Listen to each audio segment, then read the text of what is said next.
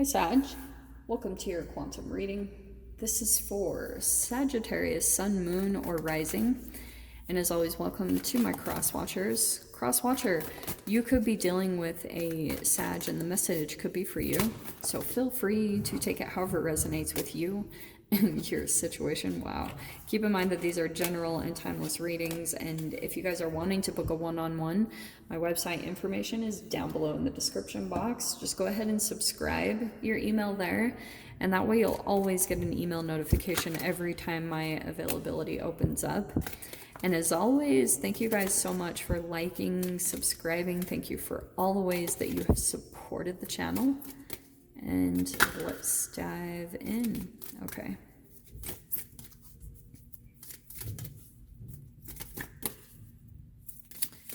Let me grab one more. Sorry, I know you guys can't see that, but there we go. Okay, Sag. This riddle card has been popping out quite a bit lately. So, yeah, we have the riddle. I feel like you're back and forth about a particular subject. And it could be, I mean, we do have the Lovers card. And this is why. Okay, so yeah, you're definitely dealing with a particular person that you have a very strong bond with. Family, lover, whoever it is. And then we have the Maiden of Cups.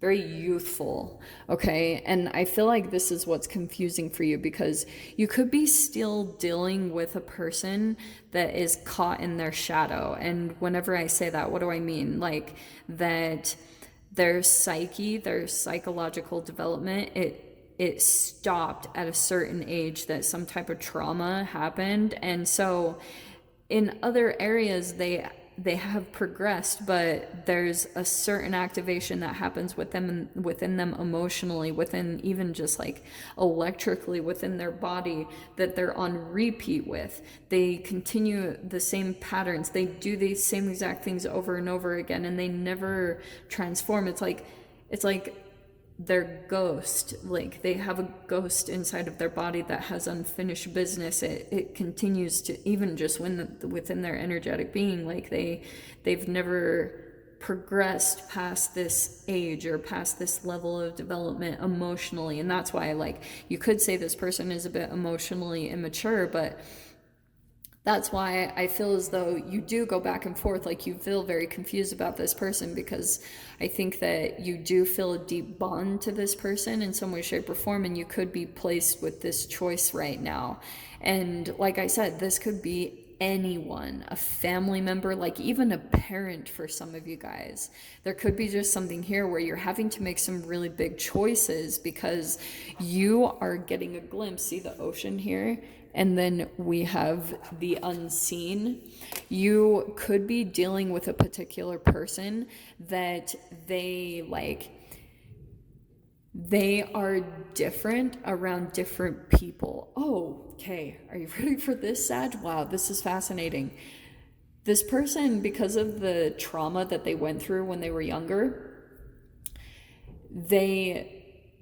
since that emotion didn't develop within them, like quantumly, you know, there was a lot of like shadow that they had put into their body to try to soothe themselves. And that's why, like, I think that even for some of you, you're dealing with a person, and this even could be you, so stay super open to the message. Like, it might be kind of uncomfortable, but these are really helpful when you get these different perspectives. But so the way that you like maybe soothe yourself every time like this emotional activation could come up to the surface, it's like you or this person, whoever this is in the environment, uses like food to try to soothe, because it goes back to that infancy, you know, trying to like soothe, but it turns into shadow, like it turns into an overdoing it or an over fulfilling. And so what's happening is, like, this person, they do things. Oh, okay.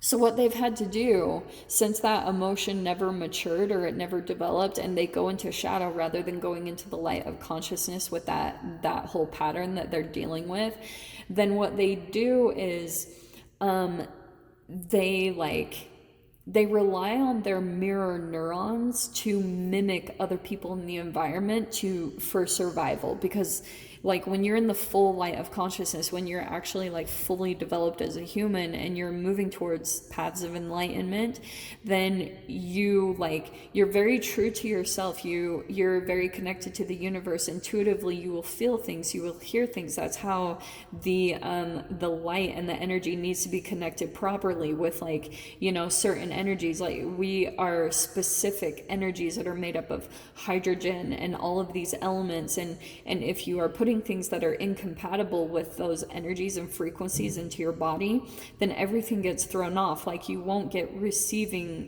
receive like activations and communication from the universe that you need on the directions that you need to go in. So the person, like, here in this environment, what they do is they mimic emotions, they mimic empathy, they mimic compassion, but they will be different things depending on who they interact with, which could be perceived as inauthentic, but it's the way that they survive. It's the way that they learned how to survive, because they didn't have the example that they need to learn how to transform those emotions properly and alchemize properly. So since that happened, so the vessel is all about like containers of safety, containers for transformation and growth. There's a lot of like something about that that's coming into this person's reality, that they're trying to look for the right container for their transformation and their elevation to happen.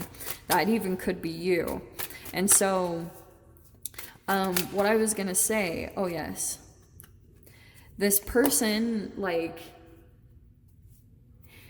they like being around you because who they become when they're around you is something that they enjoy, because they're mimicking a lot of things about you, the mirror neurons, and it's all the unseen. Like, they can pick up certain attributes about you, and like, it's almost even a copycat or something, like someone who's watching you and trying to mimic you or trying to be like you in some way, shape, or form. Ten of Pentacles, Four of Swords. Okay. I feel as though, yeah. This might start to become a little bit more, I feel as though, and I'm not telling you to do this, so we have the Two of Wands. I feel as though you're going to start to turn away from this person's energy, and you almost like can't help it.